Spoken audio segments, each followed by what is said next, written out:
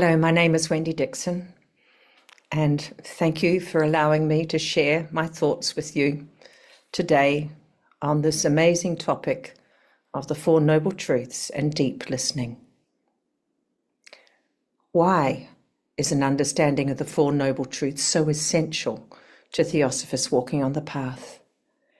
As we investigate this question through the medium of the two great works of Madame Blavatsky, The Voice of the Silence and The Secret Doctrine, we inevitably arrive at the conclusion that truth, with a capital T, belongs to far higher planes than our earthly existence. As we strive to be able to listen to the voice of the silence, the small, still voice of the spiritual consciousness enshrined in the hearts of all beings, we become aware that the immense arc of evolution that is our pilgrim journey has to be fully experienced at all levels. No entity, HPB says, whether angelic or human, can reach the state of nirvana or of absolute purity except through eons of suffering and the knowledge of evil as well as of good, as otherwise the latter remains incomprehensible.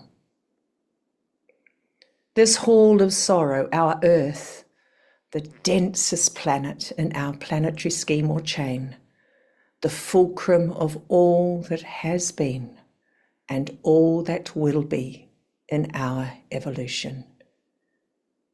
It is the densest matter, so dense that our eyes and ears are not capable of seeing and hearing any finer grade material.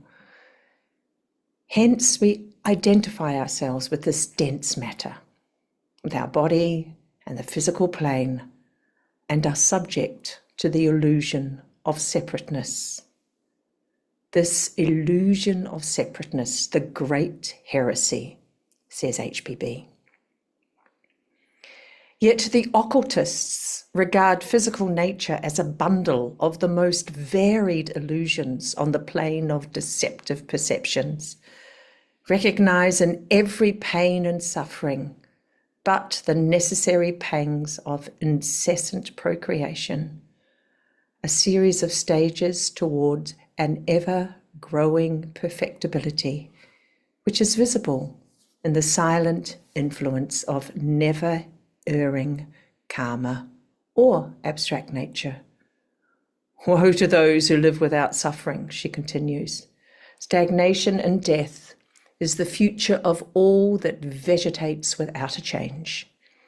And how can there be any change for the better without proportionate suffering during the preceding stage?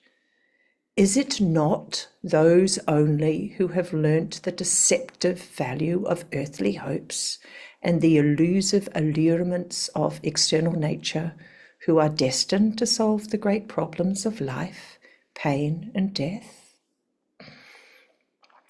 The voice of the silence invites us, rather extols us, to listen to the incessant crying of the world. Let thy soul lend its ear to every cry of pain, like as the lotus bears its heart to drink the morning, commands the voice of the silence. Let not the fierce sun dry one tear of pain before thyself hast wiped it from the sufferer's eye. Here are two descriptions of dukkha, sometimes translated as suffering or sorrow, from HPB. The four truths, or the four dogmas, which are 1, dukkha, or that misery and pain are the unavoidable concomitants of sentient, esoterically physical existence. From the great Theravadan monk Thich Nhat Hanh, in his story of the Buddha's life, Old Path, White Clouds, the Buddha tells us, brothers, there are four truths: the existence of suffering, the cause of suffering, the cessation of suffering, and the path which leads to the cessation of suffering. The first is the existence of suffering. Birth, old age, sickness, and death are suffering. Sadness, anger, jealousy, worry, anxiety, fear, and despair are suffering. Separation from loved ones is suffering. Association with those you hate is suffering. Desire, attachment, and clinging to the 5 aggregates are suffering. Having passed through the previous halls, we step into the hall of sorrow, now able to listen with an honest, unobstructed awareness, to listen with ears that do not judge, with ears that do not attempt to fix anything, with ears that do not bypass the cries, the lamentations of those wandering in the vale of tears. Yet, it is our tears that are the vehicle by which we attain Buddhahood. When we allow them to drop into our hearts and remain there until the sorrow and suffering that caused those tears is eradicated. The voice of the silence further adds, "These tears, O thou of heart most merciful, these are the streams that irrigate the fields of charity immortal. 'Tis on such soil that grows the midnight blossom of Buddha, adeptship, the blossom of Bodhisattva." How do we hold this sorrow in our hearts? We can only hold the suffering in our hearts in the knowledge that there is indeed no separation of self and other. When the ego, the separated I, is dominant, then suffering can only crush us. When we slowly begin to see with eyes and listen with ears that realize our essential nature, then our response becomes one of service, one of dedication to the relieving of suffering for all. As well as the emphasis on arousing bodhicitta for the sake of all beings, Tibetan Lamrin categorizes beings according to 3 levels of spiritual capacity.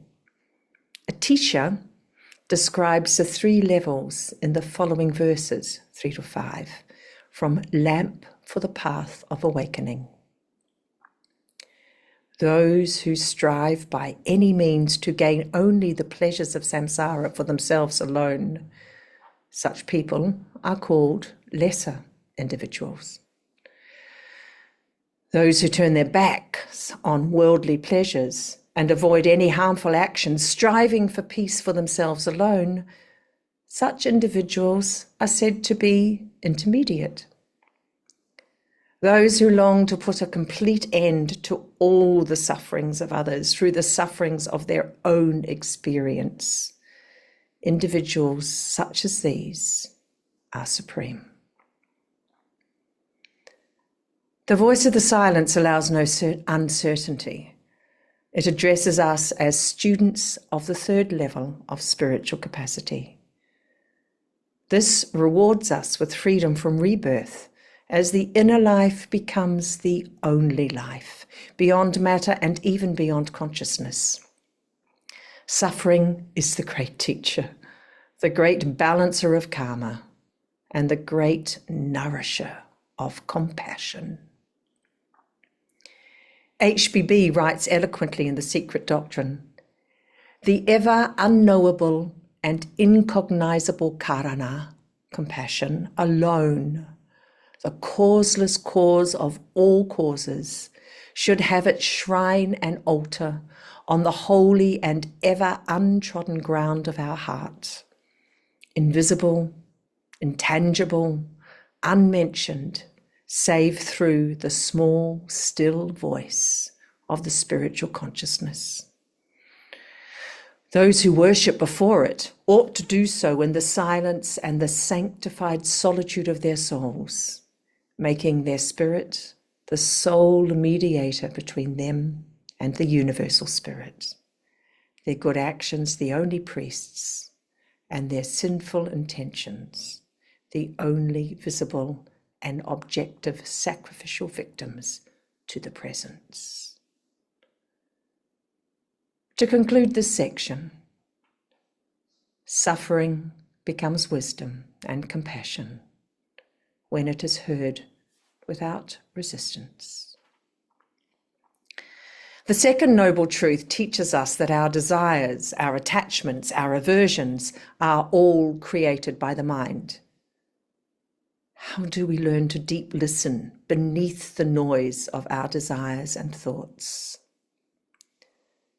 Thich Nhat Hanh continues from Old Path, White Clouds. Brothers, the second truth is the cause of suffering.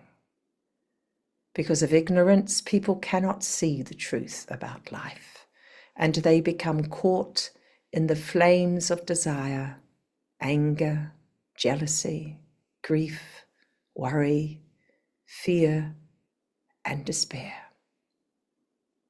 And HPB writes, the second dogma is samudaya, the truism that suffering is intensified by human passions. There are two basic methods used to change our attachment and aversion patterns. The first is to attack the pattern we wish to change. This is hardly efficient. Aggression habitually strengthens the pattern we wish to eradicate, ensuring that the battle becomes guerrilla warfare, with the seemingly suppressed pattern burying itself deeper into our psyches. The recommended method is instead transmutation, the deliberate focus of the mind on the antidote or balancing pattern. HPB clearly states, the best remedy for evil is not the suppression, but the elimination of desire. And this can best be accomplished by keeping the mind constantly steeped in things divine. Desire nothing, says the voice of the silence. Chafe not at karma, nor at nature's changeless laws, but struggle only with the personal, the transitory, the evanescent, and the perishable. Further we read, we have entered the path, the fourth path out of the 5 paths of rebirth, which lead and toss all human beings into perpetual states of sorrow and joy. These paths are but the subdivisions of the one, the path followed by karma. End quote. We can train to accept the balancing of our karmic debts, the ripening of our karma, as the Buddhists describe it. We can learn to desire nothing, because the desiring only creates more karma to be rebalanced. We can learn to become less reactionary in order that, quote, our vices become impotent, end quote. We can find and practice the moral and ethical codes in our religious practices that encourage these behaviours. There cannot be any resentment for the lessons which the law of karma presents to us in our lives. Deep listening implies that we listen closely to our own hearts and minds to discern what is impermanent, what is illusory, and to understand that all experience is an opportunity for growth. As we become more and more comfortable with this knowledge of the impartial and dispassionate action of karma, then we are able to follow HPB's injunction. Silence thy thoughts and fix thy whole attention on thy master, whom yet thou dost not see, but whom thou feelest. Our grave error is not only listening to our transitory worldly thoughts and emotions, but believing that they represent the truth. Even the act of grasping at the truth of the path is an error because it implies gaining something that was not there before. One Buddhist analogy is that of the sky and the clouds. The sky is the sky, regardless of whether there are no clouds, a few clouds, many clouds, or an immense storm.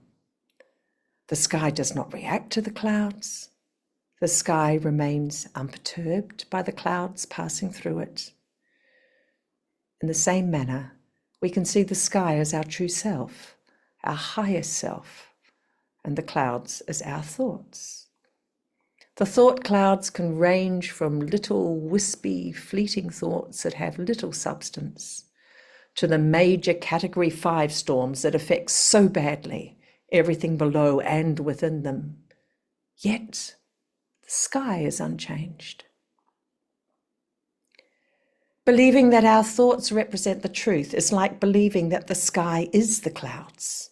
We grasp at the thoughts as if they truly exist. We base our behavior upon the belief that the clouds are permanent and unchanging. The mind is indeed the great slayer of the real. The mind is not evil in itself, merely constrictive. It slays by limiting the infinite. To quote Sri Ramana Maharshi, the mind is consciousness that has put on limitations. We are extolled to realize that identification with our mind is sustaining illusion, is sustaining the belief that the clouds are the sky. The universe is an illusion, and so are you, says Shankara. However, the real exists. The sky is unperturbed by the clouds. Swami Vivekananda says, realize all this as illusion. Realize that within the illusion is the real. The Dhammapada reminds us again and again that understanding illusion and the real explains why suffering is and why one should turn away from suffering. All conditioned things are impermanent. When one sees this with wisdom, one turns away from suffering. Dhammapada 277. What is meant by conditioned? Anything that is constructed, produced, and or fabricated by the mind. In other words, everything that we perceive with our five senses, everything that we feel as a result of those perceptions, everything that we then construct to make sense of those perceptions, the labels we attach to things and events, and the memories that we produce to enable us to interact safely with the physical world around us. Yet we are now observing that these conditioned things have no inherent existence. They are, quote, as transient as autumn clouds, end of quote. The Lita Vistara Sutra. Continuing with the short quote from the sutra, to watch the birth and death of things is like looking at the movement of a dance. The original quote is actually considering our transitory human lives, but it applies equally to the lives of all things in our physical existence and beyond. To close this section, we finish with a quote from the Voice of the Silence. Withhold thy mind from all external objects, all external sights. Withhold internal images, lest on thy soul light a dark shadow they should cast. Thou art now in dharana. Becoming the path, deep listening as cessation and compassionate action. HPB describes becoming the path as, quote, They have become one star, the fire that burns but scorches not, the fire which is the upadi of the flame. End of quote. We have learnt to see and hear with our eyes closed and our ears shut, to smell and taste with our mouths and nostrils stopped. Now we must learn at an even deeper level the cessation of all identification with thoughts and emotions. We have acknowledged that this earthly existence traps us with illusion, delusion, and suffering.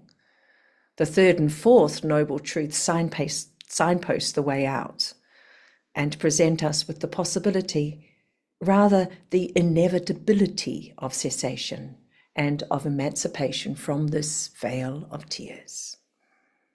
We shift our identification with the personality, the lower self, to the higher self, the inner ruler immortal, to quote the Bhagavad Gita.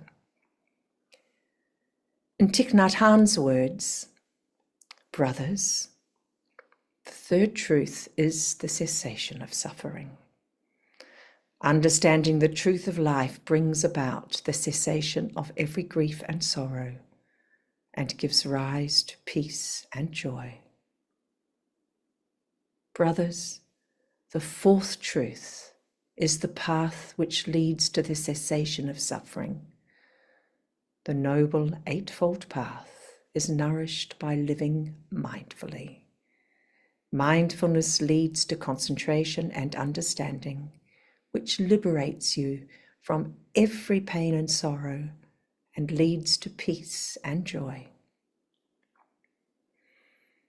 And equally as lyrically, HPB states, the third is Nirodha, that the crushing out and the extinction of all such feelings, aka misery, pain, and suffering, are possible for a man on the path.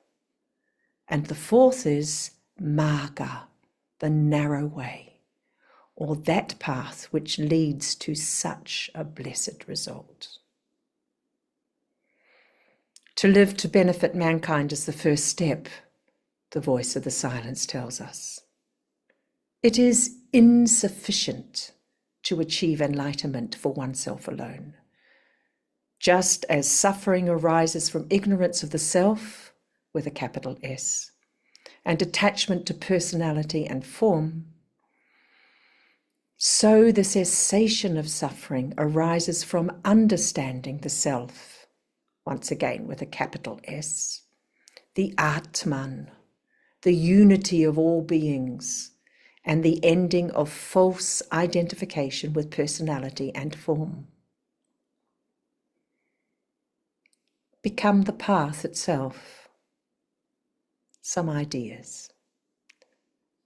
Not by striving forward, but by releasing the one who thinks there is somewhere to go. When listening is complete, there is no listener, only hearing. When seeing is clear, there is no seer, only what is. Then action arises without forcing, compassion moves without intention, and direction appears without map. The path is not something you walk. It is what remains when resistance, grasping, and commentary fall away. To become the path itself is to live as presence unfolding, each step already home.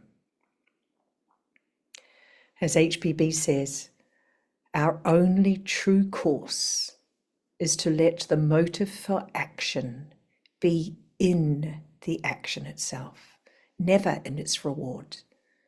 Not to be incited to action by the hope of the result, nor yet to indulge a propensity to inertness. Two paths. Emancipation alone, cessation alone is insufficient, we are told. The Buddhists tell us that motivation is the determining factor in deciding which path we will take. Are we looking for personal liberation or aspiring to return as a bodhisattva for the benefit of all beings? The voice of the silence is written for those who have already accepted the reality of suffering and are consequently working at dismantling the ego self. There is an understanding that liberation requires inner discipline and insight and transcends illusion and selfhood. We are compelled to realize that bodhicitta is the existential cost of awakening once illusion is fully seen through. Bodhicitta transcends self-interest. Therefore, personal liberation alone is incomplete. The bodhisattva accepts responsibility for all beings. Therefore, the path described in the voice of the silence is one of interior sacrifice and renunciation. The vow of bodhicitta is a spiritual resolve that transcends the emotions and the thinking mind. Using the imagery of the sky and the clouds, this path is the sky that notes the clouds without partaking of them, stays calm and peacefully abiding in the great expanse of the higher self. The bodhisattva in this imagery becomes a cosmic watchman. Compassion. Compassion is not a consequence of enlightenment. It is its completion.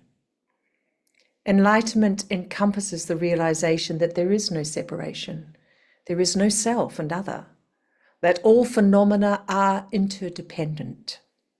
From this awareness that all phenomena therefore lack any inherent independent existence, compassion naturally arises. There is no linear transaction implicit here. Enlightenment and compassion could be said to be one and the same. Realize emptiness, have compassion, is the great Buddhist aphorism. Bodhicitta is also described as the heart of the awakened mind, the state in which wisdom and compassion are perfectly balanced. This state of wisdom and compassion is realized through the process of deep listening. Deep listening is therefore listening from the very essence of our being, from the one source that is beyond concepts, boundless and immutable. To finish this exploration of the Four Noble Truths and deep listening, I would like to share some verses by Shantideva in the Way of the Bodhisattva, the Bodhicharyavatara, on the excellence of bodhicitta. Those who wish to crush the many sorrows of existence, who wish to quell the pain of living beings, who wish to have experience of a myriad joys, should never turn away from bodhicitta. Since the boundless wisdom of the only guide of beings perfectly examined and perceived its priceless worth, those who wish to leave this state of wandering should hold well to this precious bodhicitta.